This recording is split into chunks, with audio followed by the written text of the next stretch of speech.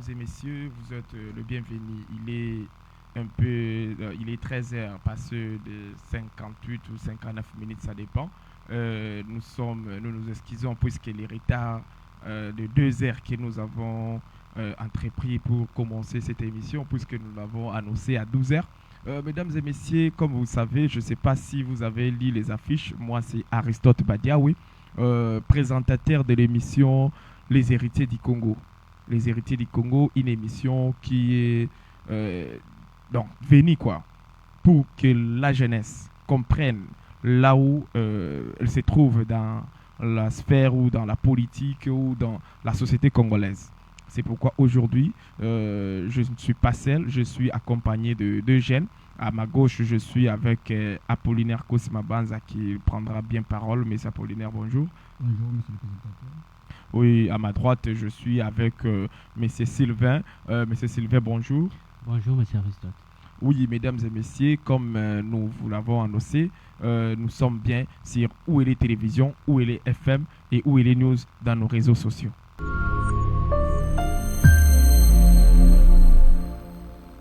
Voilà, nous sommes de retour sur ces plateaux pour essayer de discuter entre jeunes, puisque les héritiers, qui sont les héritiers? Ce sont des jeunes, ce sont des vieux, mais d'abord qui héritent quelque chose venant de leurs parents, de leurs arrière-parents et de leurs grands-pères, comme la Constitution nous le dit, l'hymne national plutôt nous le dit que nous léguons à notre postérité pour toujours. Vous nous avez légué la République démocratique du Congo pour toujours. Cependant, aujourd'hui, en tant que jeunes, en tant qu'héritiers naturels, nous devrons quand même essayer de comprendre qu'est-ce qu'on nous lègue. On nous lègue quoi?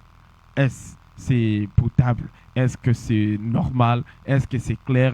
On peut bien l'utiliser? C'est d'abord quelque chose qu'on essaie de discuter. Puisque c'est bien, un héritier n'est pas celui qui discute de ce qu'on lui donne, puisque lui, on lui donne seulement. Mais nous, là, on nous lègue quelque chose qu'on a les droits. On est des Congolais à l'origine. Et cependant, nous sommes là pour discuter de ce qui nous concerne. Mesdames et messieurs, vous êtes bien sûr où est les FM. Je rappelle encore, monsieur Apollinaire Kosimabanza est à ma gauche. Monsieur Apollinaire, sur le plan juridique, qu'est-ce que nous devons hériter de la RDC? C'est combien de kilomètres? C'est combien sur le plan juridique? Est-ce que Congo explique-nous un peu sur le plan juridique. Qu'est-ce que nous devons hériter de la République démocratique du Congo? Il y a la RDC, ce qu'on appelle la République démocratique du Congo. Et je commence d'abord par remercier d'abord les téléspectateurs qui nous suivent, puisque sans eux, nous ne serons jamais ici. Et sans vous aussi pour l'initiative. Alors, la RDC n'est pas juste venue par hasard.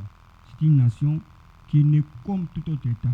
Et lorsque nous étions en G1 en droit constitutionnel, nous avait dit un État ne grandit et peut aussi mourir.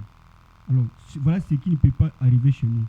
Alors, État qu'État, nous sommes nés de la colonisation qui nous a donné les indépendances, donc ce qu'on appelle héritage historique. Donc, nous avons d'abord connu la colonisation. Après la colonisation, nous avons connu quelques moments, quelques conflits avec nos colons, ce qui a abouti à l'indépendance. Et aujourd'hui, nous sommes un État indépendant, libre et démocratique.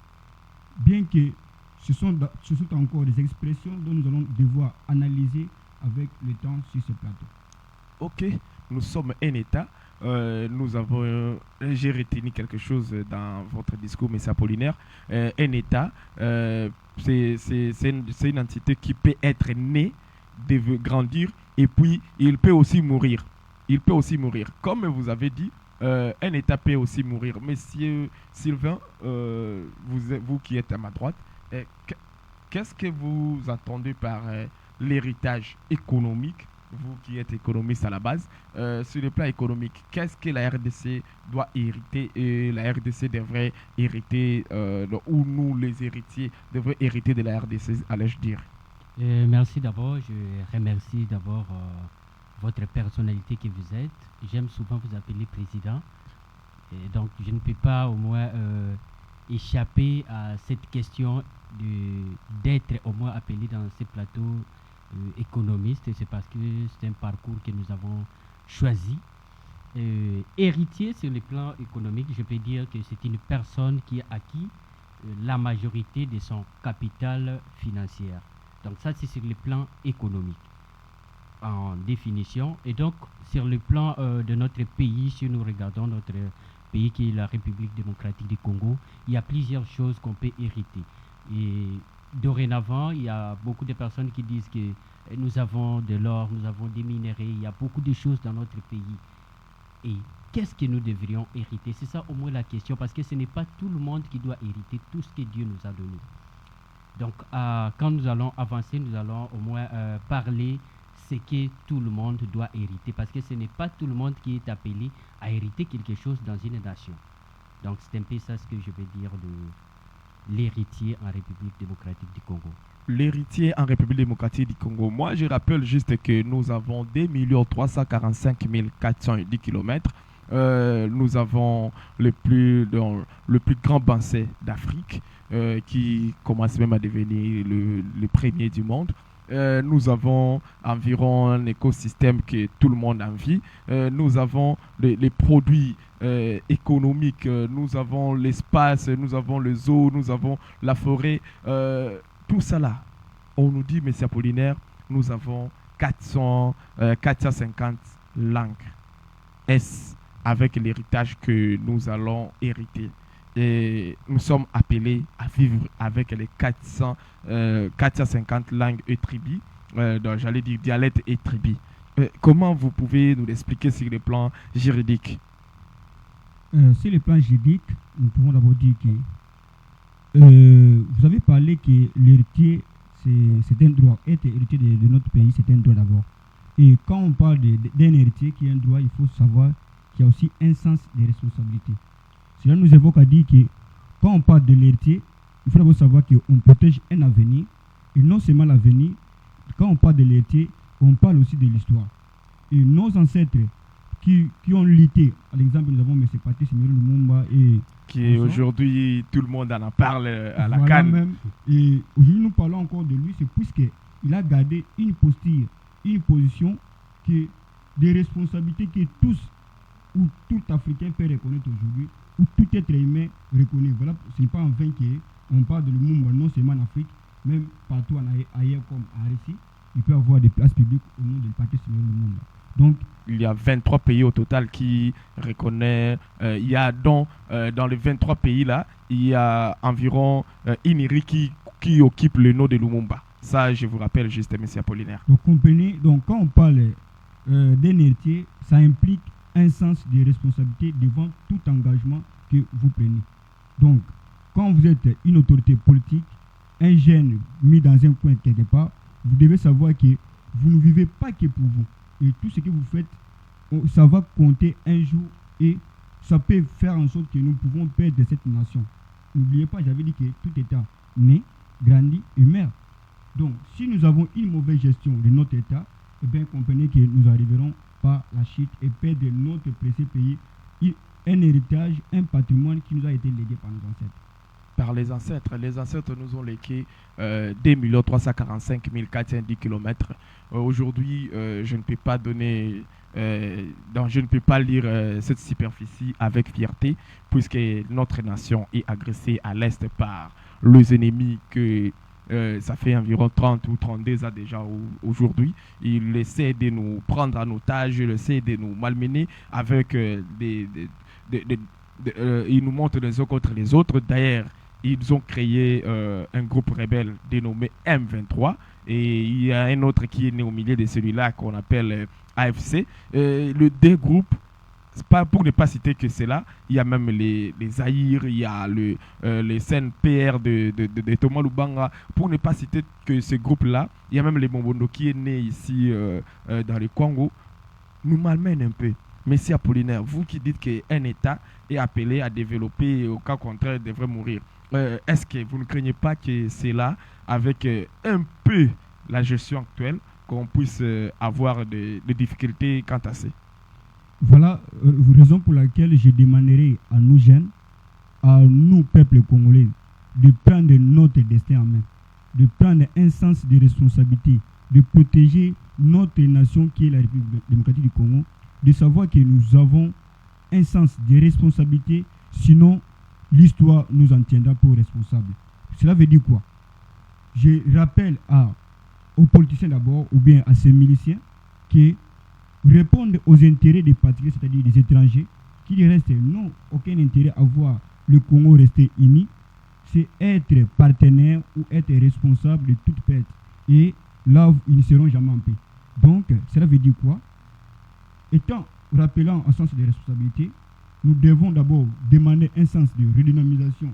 Voilà pourquoi je peux aussi soutenir le dialogue, mais un dialogue qui soit responsable, puisqu'on nous dit quoi? Le passé est le garant de l'avenir. Alors, si on a tous les dialogues pour avoir des pouvoirs, retenez que l'histoire va toujours se répéter. Je répète, le passé est le garant de l'avenir. Si ces gens-là se sont révoltés pour devenir des rebelles, c'est puisqu'ils savaient qu'il y avait une histoire qui leur disait, si jamais vous partez en rébellion, on va vous rappeler et par conséquent, vous recevez des postes de responsabilité. Et c'est une chose qu'on doit devoir décourager. Ce n'est pas bien que tout le monde se réveille un bon matin et se dit, moi je suis, on m'a pas donné ceci, on m'a pas donné cela, et puis par conséquent, je vais devenir rebelle. Ça, c'est une chose que nous devons tellement décrier plus haut afin que ça ne se répète plus. C'est quelque chose que nous devons décrier plus haut pour que ça ne se répète plus jamais. C'est d'ailleurs quelque chose... nous discutions hier avec un ami. Il me dit, mon frère, vous savez pourquoi la rébellion ou bien les gens continuent à se rébeller en République démocratique du Congo, puisqu'il n'y a pas vraiment des sanctions, il n'y a pas vraiment des juridictions claires et nettes qui font en sorte qu'ils soient découragés de leur manière d'agir, de leur manière de développer. Puisque si celui-là, par exemple, on revient à 2001, en 2001, nous avions vu les rebelles se réunir et devenir les vice-présidents. Nous l'avons vu, ce qu'on appelle 1+4. Donc, nous avions un président avec 4 autres présidents, dont 3 étaient des rebelles. Ce qui veut dire, monsieur Apollinaire, si je peux vous rejoindre, que c'est là qui ont fait la rébellion. Et par après, ils se sont retrouvés les vice-présidents de la République. Mais bien sûr, tout le monde aujourd'hui peut rêver à cela. Mais dire que M. Félix Tshisekedi nous le montre le contraire aujourd'hui en disant que non, on peut toutefois négocier ou on peut toutefois dialoguer, mais la justice fera son travail. C'est dans cette espérance que nous croyons. Monsieur Sylvain, sur le plan économique, cette guerre nous fait perdre beaucoup de milliers de dollars. Que pensez-vous que les héritiers devraient s'apprêter? Monsieur Sylvain, je vous fais signe que la technique nous dit que vous devrez regarder votre caméra qui est à votre droite. Voilà. Pour prendre la parole encore pour la deuxième fois, je dirais que je vais d'abord rappeler, vous lire une petite théorie de Pierre Bourdieu. C'est un économiste français. Il nous a dit que il a théorisé ce qui est de la société moderne de se produire grâce à des transmissions de différents types de capital. Tel qu'en République démocratique du Congo, la guerre peut nuire ce qu'on appelle l'économie de la République. Là, c'est vrai, tout le monde est clair. Même un enfant de 2 ans peut aussi faire l'analyse de comprendre que la guerre peut détruire une nation économiquement. C'est vrai parce qu'aujourd'hui, vous avez évoqué la situation de l'Est de la République démocratique du Congo. Il y a des rebelles qui occupent cette partie depuis longtemps. Est-ce que vous savez aussi que c'est cette partie qui a beaucoup de richesses, ce qu'on appelle naturelles, donc des minéraux et tant d'autres choses. Donc ça signifie que ces minéraux-là ne quittent pas des territoires occupés pour rejoindre ce qu'on appelle la capitale institutionnelle qui est Kinshasa, pour les évacuer aussi en dehors du pays pour les vendre, afin que ce qu'on va bénéficier là-bas comme capital, pour qu'on puisse aussi réinvestir dans d'autres travaux que nous avons aujourd'hui, ou des travaux publics, je peux dire. Donc, sur le plan économique, je peux dire que nous devrions au moins mener ce qu'on appelle la guerre économique, telle que je vais vous rappeler, telle qu'en 15 ou 16, quand Trump était encore président pour la première fois, il a mené une guerre économique avec la Chine, et vous avez vu des choses qui se sont passées entre la Chine et les États-Unis. Donc, On ne peut pas refuser au moins aujourd'hui la guerre économique. Ce qui se passe aujourd'hui avec nous, Kinshasa, et ceux qui sont à l'est du pays, c'est la guerre économique parce que c'est nous qui souffrons normalement à Kinshasa. Et ils sont bien, et tant qu'ils rebellent, ils prennent en toute quantité qu'ils veulent, ils amènent par exemple dans un autre pays pour les vendre à tout prix qu'ils veulent. Pour Donc- ne pas vous couper la parole, monsieur Sylvain, il y a des enquêtes, des analystes qui nous disent que non, les M23 ou bien les FCM 23 gagnent environ 800 millions par an. Là, c'est ce qui est traçable. Et ce qui se passe, comme on dit à Kinshasa, des Maboko Bank. Donc, ça passe de telle main à une autre main. Ce n'est pas compté. Ils gagnent environ presque 1 milliard par an. Si je peux comprendre ce que vous êtes en train de dire, donc c'est eux qui gagnent. Ils prennent ce qu'ils veulent, ils vendent à un prix qui leur chante, par exemple, parce qu'ils n'ont pas acheté. Ça, on doit comprendre. Je ne suis pas économiste, mais c'est clair. Ils n'ont pas acheté, donc ils n'ont pas de rigueur à poser sur les prix. Bon, ce que je veux dire que, M. Aristote, ils ne gagnent pas. 800 millions, c'est rien. En une année, dans une zone qui est fortement, vraiment bénie, je peux dire par Dieu. La zone là de l'Est, il y a des minéraux théoriques. Ce qui est de l'importation et de l'exportation des minéraux, c'est l'État qui signe. Donc c'est le gouvernement central qui doit signer. Mais tant qu'on voit, par exemple, une personne comme vous êtes là, prendre un seau de minéraux, l'amener dans un autre pays pour les vendre, ça, ce n'est pas une commerce au moins. Les minéraux ne se vendent pas comme ça. Les minéraux ne peuvent pas se vendre comme ça. Donc, les M23, ce qu'ils font aujourd'hui, c'est la déstabilisation du pays. Ils nous tuent sans le savoir. Ils tuent ce qui est de la République. Parce qu'aujourd'hui, nous avons beaucoup de travaux. En République, ici, nous avons des routes, il y a beaucoup de travaux qu'on a lancés en même moment. Mais les travaux là n'avancent pas. Qu'est-ce qui manque? Ce sont des finances. Je ne sais pas si vous comprenez. Et les finances qu'eux, ils prennent et ils mettent dans leur poche, comme récemment nous les avons vu, prendre en otage tout un carré minier. Non, c'était même une entreprise dont ils sont venus, ils ont les producteurs, ils ont même fui en laissant derrière et puis le matériel des prix de 750, si je ne me trompe pas, lingots d'or qui vaut à 100 000 dollars par lingot. Donc, c'était environ quelques millions de dollars qu'ils ont pris sans se battre, sans rien. Donc, si je vous comprends bien, monsieur Sylvain, les M23, ils ne tuent pas seulement à travers les armes, ils tuent aussi notre économie. Oui, ils tuent notre économie parce que, comme je viens de vous le dire, ils prennent ce qui est à eux, ils mettent dans leur poche. Mais même la population de Goma, Bukavu, donc à l'est tout entière, ne bénéficie rien. Parce qu'ils ont peur au moins de réclamer ce qui est à eux. Or, en parlant de ces thématiques aujourd'hui des héritiers, donc nous pouvons dire au moins que pour obtenir la liberté, au moins il faut que le sang coule, selon moi.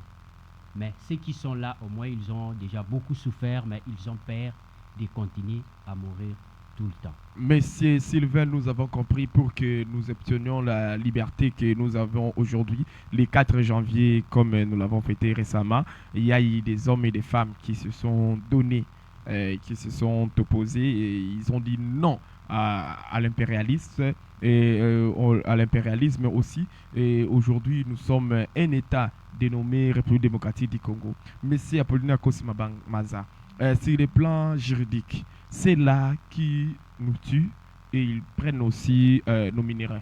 Nous, lorsque nous allons hériter, puisque tôt ou tard, nous deviendrons les héritiers et nous devions s'asseoir sur les chaises des décideurs, puisque nous sommes les héritiers naturels de la République démocratique du Congo. Sur les plans économiques, comment est-ce qu'on peut le poursuivre? Est-ce qu'on peut poursuivre un autre État? Entre autres, j'ai contredit mon frère Sylvain, parce que le Burundi aujourd'hui apparaît comme un pays ami à la République démocratique du Congo. Moi, je dirais plutôt c'est l'Ouganda et le Rwanda, dont ils sont vraiment au four au moulin pour prendre nos minéraux. Mais Apollinaire, pour revenir à vous, je disais, est-ce que c'est possible que 10 ans, 20 ans, 30 ans après, on puisse leur porter plainte et gagner un procès parce qu'ils nous prennent nos minéraux, ils nous tuent et nous avons des preuves. D'ailleurs, même les Nations Unies, ils ont fourni des preuves. Il y a les rapports mapping, il y a beaucoup des rapports qui prouvent que non, les M23, ceux qui tuent au Rwanda depuis 30 ou 31 ans déjà, c'est vraiment soutenu par le Rwanda et l'Ouganda. Merci beaucoup, monsieur le présentateur. D'ailleurs, si vous le permettez, étant que héritier, j'aimerais d'abord rectifier une chose que notre collègue a dit, selon laquelle ceux qui sont à l'Est ne se sacrifient pas pour bénéficier de la liberté. Donc dire cela ici, c'est tellement dangereux puisque nous voyons au jour le jour combien certaines personnes se révoltent même pendant qu'il y a des... Oui, ils viennent des marchés même, voilà. ils viennent des marchés, ça m'a vraiment perdu, oui, ils viennent des marchés, malgré ils étaient arrêtés, fouettés à pleine journée, mais néanmoins, ils ont marché, parce que pendant l'occupation, marcher, mon frère, c'est pas DJ, hein, je reviens vraiment, je vous donne raison. Ce sont des choses qu'on doit devoir rectifier pour éviter que nous mettons notre peuple en danger. Nous sommes les héritiers, nous n'avons que cette nation que nous devons toutefois protéger. Bien sûr. Parlant de la responsabilité pénale ou civile, ça, je les avais dit au début, que ces gens-là qui commettent tout ce qu'ils font pour détruire la nation, qui trahissent la nation, ils ne peuvent jamais, ce qu'on dit, ne jamais trahir le Congo. Et même si vous trahissez le Congo aujourd'hui, vous croyez que vous êtes en paix. Comme vous avez dit, il y a eu les 1+4 et autres. Certains rebelles sont devenus des responsables politiques. Nous avons le cas de Roger Lumbala. Roger Lumbala était rebelle. Ils ont fait tout ce qu'ils avaient fait, ils ont tué tout ce qu'ils avaient tué, ils ont bénéficié de certaines responsabilités ou fonctions politiques après. Mais aujourd'hui, il est où? Il est condamné, bien qu'il ne soit pas au Congo, mais en France. Vous avez évoqué une chose très, très importante, les rapports mapping. Tôt ou tard, ils doivent savoir qu'ils y répondront. Certes, ils freinent, mais peu importe leur freinage, qu'ils sachent que demain ou après-demain, ils y répondront devant la justice. Et s'ils ont besoin d'un pardon, ils ne doivent pas le faire demain. Le pardon doit commencer aujourd'hui. Et j'en rappelle aux autorités politiques. Chers autorités politiques, vous êtes les responsables de cette nation aujourd'hui. Et sachez que vous serez les responsables demain si vous ne prenez pas les décisions convenables. Si vous vous laissez faire par certaines personnes. Si vous vous laissez dans certaines chaises et vous faites semblant de négocier alors que vous ne négociez pas. Si vous faites semblant de pouvoir contrecarrer les M23 comme font certains officiers qui sont là pour protéger la population mais qui se laissent corrompre, et ça c'est regrettable, des officiers, des dignitaires qui se laissent corrompre. Nous voyons aujourd'hui, vous avez évoqué ça, certaines parties de notre pays à l'Est tombent sans qu'il y ait combat. Donc, dès qu'ils entendent qu'il y a des rebelles qui viennent, eux-mêmes prennent fuite. Et ce sont des dirigeants, ce sont des officiers, une chose que nous ne devons pas accepter. Demain, ils seront responsables. Ils veulent avoir de l'argent aujourd'hui, ils en auront. Mais ils seront comme le président vénézuélien. Hier, le président avait des gars de corps, aujourd'hui, il est qui? Bien que je ne suis pas pour la procédure qu'il a été arrêté, mais au moins l'histoire a été créée que hier, il était président avec des gars de corps, il mangeait par rapport à ce qu'il demandait. Mais aujourd'hui, ils mangent tout ce qu'on donne à manger. Donc, ils répondront demain. Et sur le plan juridique, ma question était, sur le plan juridique, est-ce qu'il y a des procédures, est-ce qu'il y a des cours qui sont taillés pour que ces hommes, que ce soit ceux qui sont congolais et ceux qui sont à l'étranger ou bien ceux qui sont des autres nationalités, par exemple les Rwandais, dont plusieurs rapports nous l'expliquent clairement, qu'ils sont responsables de beaucoup de choses. Est-ce qu'ils vont répondre sur des tribunaux déjà établis par l'Union africaine, par exemple les CPI et autres? Est-ce que c'est possible? Cela est possible. Vous savez que même la reconnaissance du Rwanda comme agresseur de notre nation n'était pas facile hier. Oui. Mais c'est avec le temps que même le français, l'Amérique et autres pays sont devenus capables de dire devant la télé ou devant certains forums que le Rwanda doit cesser d'agresser la RDC. Bien que l'expression agression me fait tellement mal, parce qu'un gros pays comme la RDC, l'éléphant, se fait malmener par un petit pays comme l'ESA, et on parle de l'agression, ça me fait tellement mal. Donc, si jamais cela est arrivé, cela n'est pas impossible que demain, la CPI puisse ouvrir l'enquête, qu'il y ait condamnation. Et si le rapport mapping n'est pas toujours mis en pratique aujourd'hui, c'est parce que certains dirigeants de notre pays, qui dirait sont aussi responsables dans ces rapports mapping, ils sont cités à plusieurs reprises, ils ont été des dirigeants de certains regroupements rebelles qui ont fait en sorte qu'on puisse tuer beaucoup de gens. Alors, ce sont ceux-là qui freinent. Mais comme je venais de l'évoquer il n'y a pas longtemps, donc c'est une manière de répondre. Aujourd'hui, ça traîne. Mais avec cette reconnaissance, les lois vont leur permettre à ce qu'on puisse revenir à cela. Et la CPI peut ouvrir demain l'enquête, ordonner à ce qu'il y ait des arrestations et des poursuites de tout ce monde. Ok, demain, ils seront poursuivis et arrêtés. Là, c'est l'assurance que nous avons d'abord en tant que les héritiers. Monsieur Sylvain, nous revenons encore à vous. Sur le plan économique, quelle attitude les héritiers devraient prendre pour que demain, nous n'ayons plus un budget, une grande nation comme la RDC, avec un budget de 20 milliards par exemple, dont le ministre du budget l'a bien expliqué au niveau chez nos confrères de France 24, en disant qu'ils ont placé 5 milliards sur le plan de défense pour que nous soyons en mesure de nous défendre. Est-ce que c'est suffisant? Donc, quels sont les moyens que nous devions faire? Et tout en sachant qu'aujourd'hui, nos parents, ils ne payent pas leurs impôts. On doit se les dire. Bon, j'aimerais aussi vous poser d'abord une petite question avant que je vais répondre à cette question que vous venez de me poser. Est-ce que vous savez d'abord d'où viennent les budgets? D'où viennent les budgets? Bon, c'est une question économique, mais je peux vous dire basiquement d'où viennent les budgets. Les budgets viennent sur les prévisions que l'État met en place pour essayer de récolter de l'argent auprès des contribuables, auprès des ressources naturelles et aux différentes manières dont ils retirent de l'argent, ils prennent de l'argent. Bon, d'accord, merci d'abord pour la réponse. Je dirais au moins d'abord que le budget est une prévision. C'est comme une personne qui est dans sa maison, il s'est dit que vu l'état de la saison que nous sommes, il faut que je puisse aller faire les marchés pour faire la provision dans ma maison. C'est ça qu'on appelle au moins un budget sur le plan économique comme en République. Dans une République, on peut dire que le budget, c'est une prévision. Le budget, c'est une prévision. Donc, le budget étant une prévision en République démocratique du Congo, la prévision doit venir de ce qu'on appelle, premièrement, tel que je prends l'exemple de l'Europe. En Europe, il n'y a pas au moins tous les pays qui ont des ressources naturelles. Mais leur budget provient de ce qu'on appelle des impôts et des taxes. Mais en République démocratique du Congo, c'est le contraire. On ne paye pas des impôts, on ne les met pas en première position, on ne paye pas des taxes. On se contente de ce qui est des ressources naturelles. Mais ces mêmes ressources naturelles, on ne les voit pas.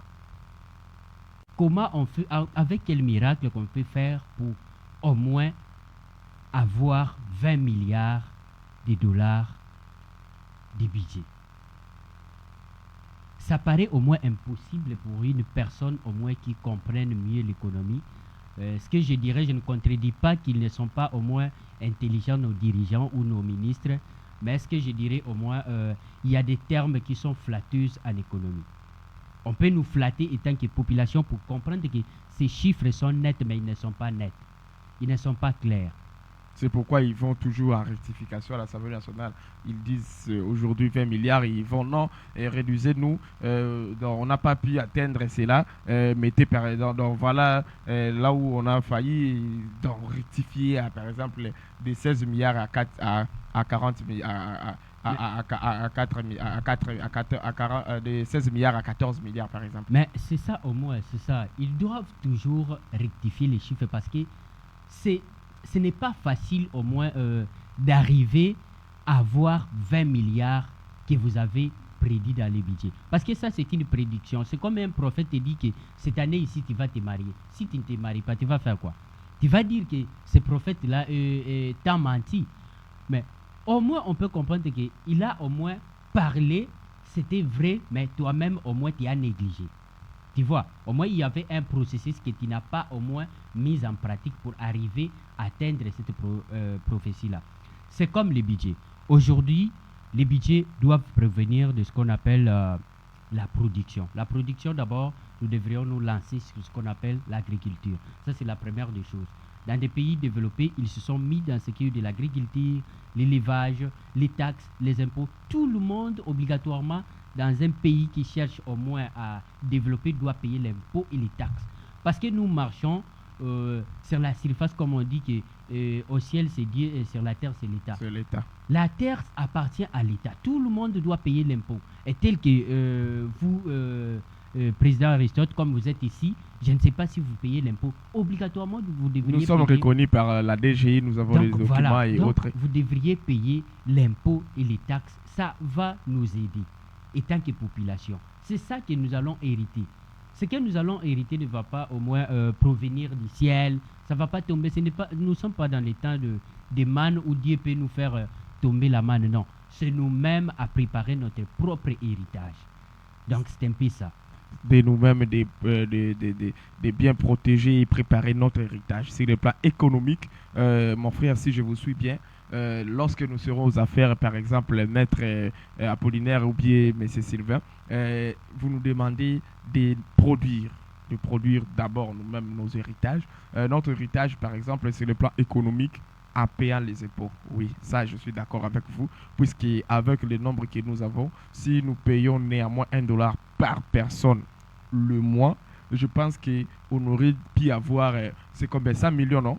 100 millions d'habitants, 100 millions d'habitants, c'est environ 100 millions par mois. Et 100 millions par mois, ça peut nous créer une route de 5 km. Et c'est quand même quelque chose que l'État devrait vraiment mettre beaucoup plus les moyens et l'intelligence pour essayer de prendre un peu plus. Mais Apollinaire Kosmabanza, nous tendons vers la fin. Je me demande comment, quelle attitude est-ce que nous, les héritiers, comme notre titre nous le dit, aujourd'hui, quel héritage pour les générations futures? Est-ce que nous, les héritiers, nous qui sommes encore en train de compiler notre héritage, en train d'attendre, est-ce qu'on peut être en attente seulement ou bien on peut déjà chercher comment entrer dans les affaires, par exemple, en essayant de devenir chef de riz, en essayant de devenir chef de quartier, pourquoi pas chef de classe, chef de promotion et ainsi de suite, et même devenir ministre de la jeunesse comme nous avons notre sœur qui est la ministre de la jeunesse, puisqu'elle est encore une héritière, mais elle est déjà aux affaires. Bon, nous sommes héritiers comme vous le dites, pas puisque nous l'avons choisi, c'est puisque nous le sommes et nous l'avons hérité. Et l'héritage, c'est l'histoire comme je l'avais évoqué. L'héritage, c'est aussi l'avenir. Et cet avenir ne doit pas se faire à la seconde dont on vous donne la chose. Il doit se préparer. Passer ailleurs, si nous avons des gens responsables, c'est puisque avant qu'ils se mettent aux affaires, ils ont déjà des bons encadrements. Ils apprennent à travailler d'abord dans des petites choses avant d'arriver au sommet. Par exemple, on ne peut pas devenir un chef de l'État, un bon matin, on se lève, on devient chef de l'État. Non, parce qu'on a reçu aux élections. Mais pour arriver dans ces postures, vous devez d'abord passer par des petites choses. Mais le grand problème, comme vous venez de dire, quel héritage? Pour être hérité, vous devez aussi avoir quelques encadreurs ou quelques modèles qui vous indiquent comment diriger ce que vous aurez demain. Mais quel héritage nous avons de nos dirigeants? Prenons l'exemple du ministre de la Justice, qui parle de l'encadrement ou du rôle qu'il joue au sein du gouvernement. Il s'est fait appeler conseiller juridique du gouvernement. Mais est-ce qu'il fait sérieusement son travail? Le suivre, c'est comme si il parle, comme j'ai suivi hier, il parle non, de l'arrestation administrative. Devant qui? Devant l'autorité judiciaire ou devant l'autorité politique? Moi, j'ai retiens justement que c'est une arrestation arbitraire. Et dire puisqu'on ne peut pas priver de quelqu'un de la liberté pendant 10 jours, 20 jours, 30 jours, et se dire que non, c'est une arrestation administrative pour les intérêts publics. Non, ça, on ne peut pas comprendre ça. Donc, par là, je vais dire quoi? Je vais juste dire que nous, jeunes qui sommes héritiers, nous n'avons pas une bonne classe de dirigeants. Donc, nous n'avons pas les parents copiés. C'est ce que vous voulez nous dire en résumé. Donc, si nous devons copier les parents que nous avons aujourd'hui, nous serions encore de mêmes personnes. Nous avons suivi hier, vous avez parlé du ministre de la Jeunesse, et il a organisé des activités ainsi de suite qui ont été critiquées par la suite. où nous avons vu certaines pensées des jeunes qu'on croyait être les responsables de leurs propres pensées, mais par la suite nous avons appris que c'était une idée soumise par une autre personne. Dans ça, là, nous n'avons pas de preuves et la personne là le renié et on ne saura pas valider. C'est là, M. Apollinaire. Mais vous savez qu'aujourd'hui, au Congo, dans notre pays, les indiscrétions sont plus sûres que les messages, les informations. Mais là, vous-même, sur le plan juridictionnel, vous le dites que non. Vous devrez retenir que ceux qui sont officiels. Donc, c'est là aussi que je me base pour essayer de comprendre ce que vous voulez dire. En effet, vous pouvez avoir raison en disant que non, les indiscrétions, oui. Mais ce qui n'est pas officiel n'est toujours pas officiel. Ce qui n'est pas officiel peut être officieuse. Une information officieuse n'est toujours pas négligée, comme je venais de dire. Oui, là c'est ce point-là, je suis d'accord, n'est pas à négliger. Ça finira par se connaître. Par là, je vais dire quoi? J'étais en train de conseiller les héritiers étant héritiers. Donc, si demain, tu es choisi pour être dans cette place-là, demain, comme dirigeant, ne copie pas. Parce que pourquoi je parle de ça? Aujourd'hui, quand on arrête les gens à la cité, qui disent non, la classe politique ou la majorité au pouvoir, et aussi faisaient la même chose.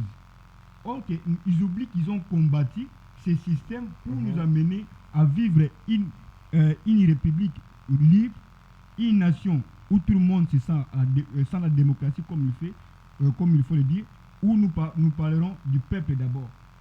Et aujourd'hui, on oublie cela, on oublie qu'eux aussi faisaient cela. C'est là où maintenant où je reviens que nous n'avons pas de dirigeants à copier. Certes, les exceptions ne manquent pas. Il y a des exceptions, certes, mais ils ne sont pas si nombreux comme disait Kabila hier, qui n'est pas aussi nombreux. Je n'ai pas pu recevoir 15 personnes proches de moi. Ce n'est pas avec que les chefs de l'État ont trouvé des initiatives qui, du reste, sont trahis par ses propres conseillers, par ses propres proches. Donc comprenez, héritiers, demain, soyez responsables, un sens de responsabilité. Nous avons un patrimoine à protéger qui est notre pays. Prenez notre destin en main et préservons notre République pour les générations futures. C'est par ces mots que nous commençons notre atterrissage. Monsieur Sylvain, en quelques mots, qu'est-ce que vous pouvez nous dire les héritiers? C'est là qui vont diriger, c'est là qui vont hériter demain les 2 345 410 km. Ils vont hériter, je ne sais pas, ça sera 130 millions ou 150 millions puisque la démographie de la RDC continue toujours à croître. Donc, qu'est-ce que vous leur direz? Bon, il y a quelque chose que j'avais d'abord oublié et c'est cette chose-là que je vais clôturer. Je ne veux pas au moins que ceux qui nous regardent aujourd'hui puissent attendre des millions qu'ils vont hériter un jour dans ce pays-ci. C'est impossible, même aux États-Unis c'est impossible. Personne ne peut se lever aujourd'hui, un membre du gouvernement, il se dit que chaque jeune aura au moins 4 millions quand il aura 50 ans. C'est impossible. Même au Congo, ce que j'aimerais au moins donner comme espoir à mes amis, aux héritiers qui me regardent, il y a 3 choses qui doivent se confronter aujourd'hui. La première, c'est le travail. La deuxième, c'est les revenus. Et la troisième, c'est l'épargne. Et c'est ça qui nous fera au moins des vrais héritiers de la République démocratique du Congo. Donc, si nous regardons toutes ces 3 choses-là, vous les suivez vraiment pratiquement, vous allez comprendre que chacun aura sa propre héritage à la fin du temps. Merci beaucoup, M. Sylvain. Chacun de nous aura sa propre héritage. Donc, si nous regardons très très bien, M. Apollinaire, en un mot, qu'est-ce que le Congo deviendra? Et je ne sais pas si vous avez un héritier qui vous frappe, dont vous pouvez nous parler dans ne fût-ce qu'à quelques secondes. Bon, moi, ce que je dirais est que le passé, comme je l'ai évoqué, est le garant de l'avenir. Je crois que notre pays, depuis l'indépendance, a connu plusieurs conflits. Et tous ceux qui nous ont légué ce que nous avons aujourd'hui ont combattu. Certes, il y avait des trahisons, mais il y a eu toujours ce peuple-là qui avait gagné, dont nous sommes héritiers. Et étant héritiers du passé, nous croyons que nous aurons toujours certaines personnes responsables qui feront en sorte que notre nation ne puisse pas mourir demain ou que nous perdons notre héritage. Nous n'allons pas perdre notre héritage. Ça, je vous dis, messieurs, mesdames, ceux-là qui nous ont suivis, c'est bien Aristote Badiaoui, présentateur de l'émission Les Héritiers du Congo. Dans le présentateur de l'émission Les Héritiers du Congo aussi. Prochainement, ça sera téléphone ouvert pour que vous aussi, vous êtes un héritier, vous venez répondre, vous venez prendre parole en tant qu'héritier, parce que nous ne sommes pas seulement, ce n'est pas nous trois ici qui êtes les héritiers du Congo. Vous êtes environ 70% dans toute la République démocratique du Congo. Mesdames et messieurs, on ne doit pas se voiler la face. Vous êtes très nombreux, vous êtes engagés et nous saluons encore la force de nos frères et sœurs qui ont marché, je rappelle. Ils ont marché sur Goma, ils ont marché sur Uvira et Bukavu pour dire non à l'occupation. Et la République démocratique du Congo restera un et indivisible puisque nous n'allons pas faire pacte avec le diable, mais le Congo sera un et indivisible. C'est avec ces mots de fait Marshal Mobutu modifiés par Aristote Badiaoui que nous disons merci et à bientôt. Merci beaucoup, chers téléspectateurs. Merci beaucoup.